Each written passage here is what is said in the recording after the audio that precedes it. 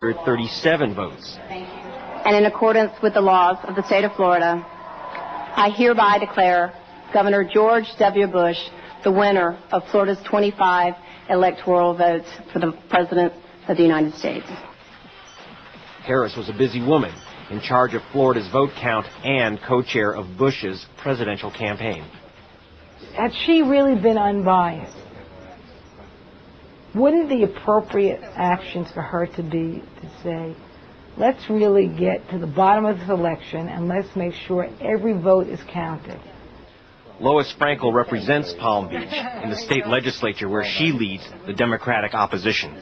She wanted George Bush to win, and so she interpreted every rule, every law in a way to help George Bush.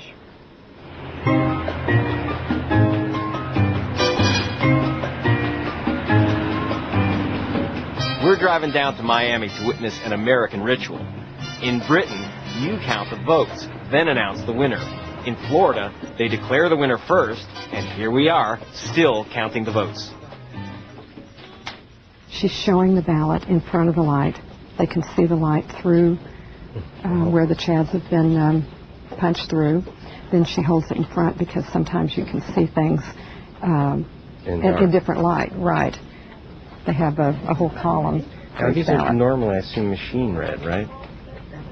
Right, right. I mean, for the purpose. They are carefully going through the 179,855 uncounted ballots that Harris did not want tallied. They'll know the winner next month. Sources tell Newsnight Gore's ahead by 20,000 votes. The Biltmore, grandest hotel in Miami. Democrats are upstairs eating chicken with their richest friends, charging $5,000 a plate. Let's see if we can get in.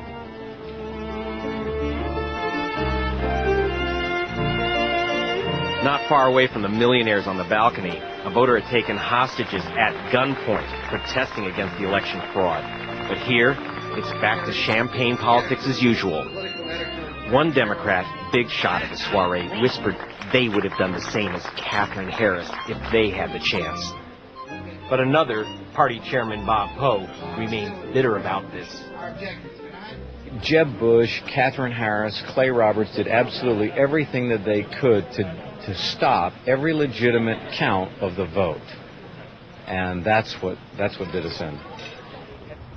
All fingers point to the Jeb Bush crew in Tallahassee. Investigators want to break through the iron shutters. I have to say that thus far we've been disappointed by the explanations, or perhaps I should say the lack of explanation provided by the state officials. When we spoke with the governor, with the Secretary of State, and even with the director of the Bureau of Elections underneath the Secretary of State, they really were pointing fingers at everybody else, saying, look, it wasn't our responsibility. We were in charge, which was a very disheartening, disquieting thing for us to hear as commissioners.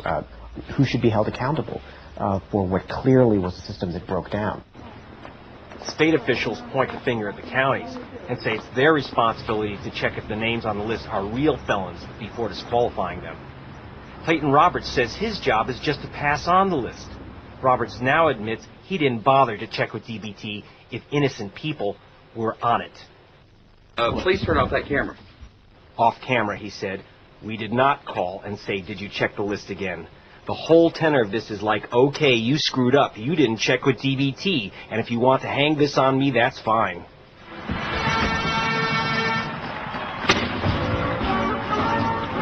It's certainly fine for George W. Bush. Even if investigators conclude that Jeb Bush and the Republicans conspired to steal this election, the man in that house for the next 4 years will be George W. Bush.